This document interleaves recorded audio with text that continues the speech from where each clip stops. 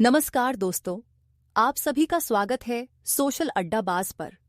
आज हम एक महत्वपूर्ण विषय पर चर्चा करेंगे जो भारतीय जनजीवन के एक महत्वपूर्ण हिस्से से संबंधित है।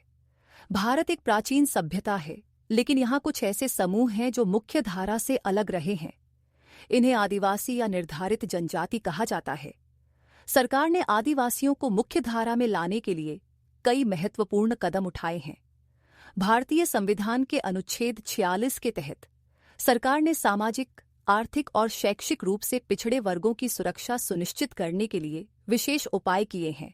इसके साथ ही आदिवासियों के लिए सरकारी नौकरियों और शैक्षणिक संस्थानों में आरक्षण की व्यवस्था की गई है, जिससे उन्हें समान अवसर मिल सके।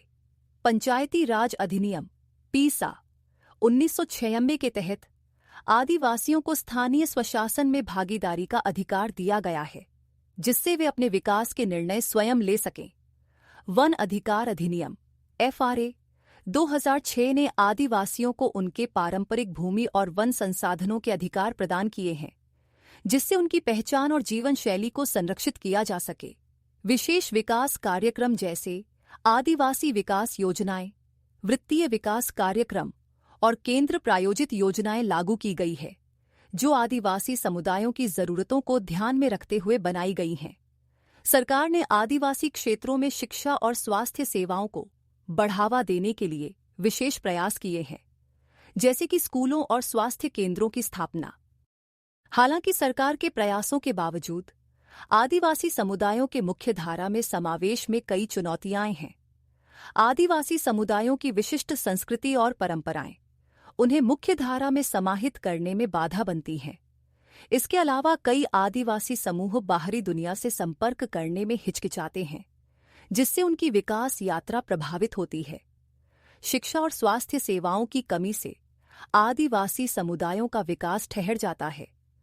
भूमि का वर्चस्व और वन संसाधनों के अधिकारों की रक्षा में कठिनाइयां आती हैं, जिससे उनकी पारंपरिक जीवन शैली को खतरा होता है।